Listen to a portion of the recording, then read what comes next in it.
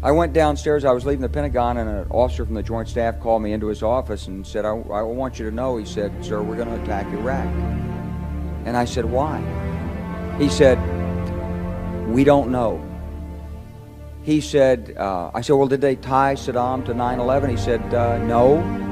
He said, but I guess they don't know what to do about terrorism, and so they think, but they can attack states, and they want to look strong, and so I guess they think if they take down a state, it will intimidate the terrorists. And you know, it's like that old saying, he said, if the only tool you have is a hammer, then every problem has to be a nail. Well, I walked out of there pretty upset, and then we attacked Afghanistan. I was pretty happy about that. We should have. And then I came back to the Pentagon about 6 weeks later. I saw the same officer. I said, why haven't we attacked Iraq? We still going to attack Iraq? He said, oh, sir, he says, it's worse than that. He said, he pulled up a piece of paper off his desk. He said, I just got this memo from the Secretary of Defense's office. It says we're going to attack and destroy the governments in 7 countries in 5 years.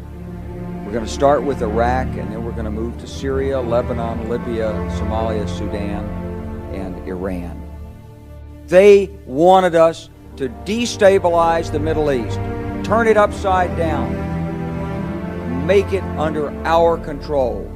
Far too long now, and the rest of Congress, including the executive branch of government, along with the judicial and legislative, have turned your back on the American people and their core values and principles.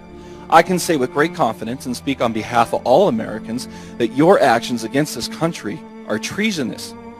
All of you, against the will of the American people, have aided and abetted the enemy.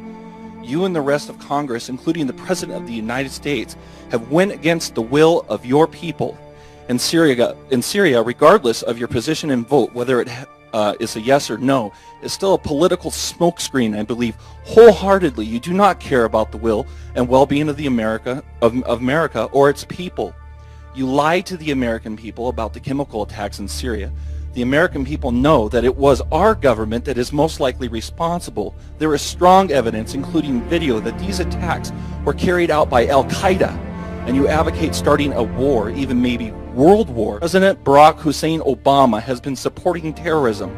The United States has been funding and aiding its organizations, including the Muslim Brotherhood and Al-Qaeda, for many years now. The same enemy we're supposed to be defeating on the battlefield.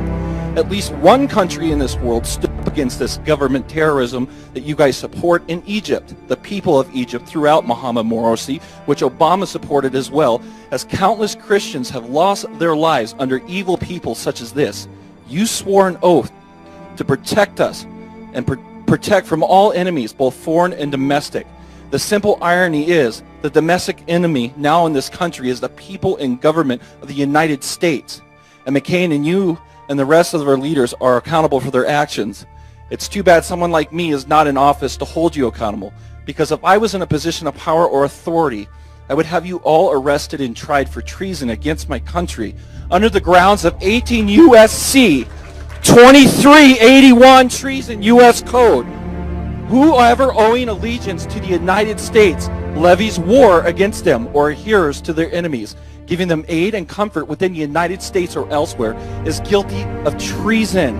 That is the code. The American people are sick of it. This country rose up against you recently. The ratio, hang on, I have a right of free speech, I can finish.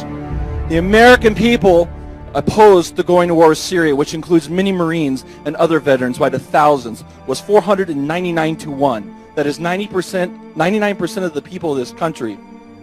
So if you and the rest of this government are truly for the American people and representatives of us, I suggest this time you listen, because nobody wants another war or strike in Syria or anywhere else. Bring our brothers and sisters home. Images have emerged on social media purporting to show U.S. servicemen speaking out against a looming strike against Damascus. People in military dress are seen posing in front of cameras with signs saying that they didn't sign up to fight with Al-Qaeda in Syria. These pictures cannot be verified. The Pentagon is reportedly looking into the possible identities of those involved.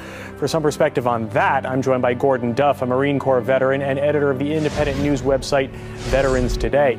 By this time, 13 years of war, people in the military have no faith in anything the government has to say at all.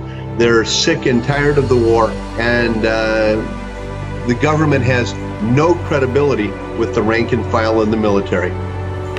What do you make of the fact that Washington is backing Syrian rebels who are fighting alongside militant groups, some of them linked to Al-Qaeda? You know, it's something that we are noticing every single day. You're asking about the danger of escalation, really, with Russia and China. I think it's very, very serious. And I think the markets are telling us that. I think the price of oil is telling us that, because it's really a big thing. So you can't ignore that. No, I don't. I think it's a false flag. I think really, indeed, and it's big risk. This can escalate, and Russia could get involved. What if there's an accident and 100 Russians get killed by our bombs? Who knows? Some type of unintended consequences. Wars always expand. We do not need a war in Syria. The war in Syria is a hoax. Just like the war in Iraq was a hoax under Bush, the war in Syria is a hoax under Obama. He's talking preemptive strike, the same as Bush. He's talking sending in troops, the same as Bush. The difference is that once we start a war in Syria, it's not just a war with Syria. Russia will be called into Syria's defense. Ultimately, I do not want any intervention anymore in the Middle East. All wars are lies, and I've been there firsthand to see it, and it's not good. So the whole idea behind this war policy make us believe that he didn't start the war, which is what he's doing by preemptive executive orders or whatever. He is the problem. Obama needs to be removed, and people need to understand that this puppet needs to be taken down. He needs to be removed from office in order to stop this war.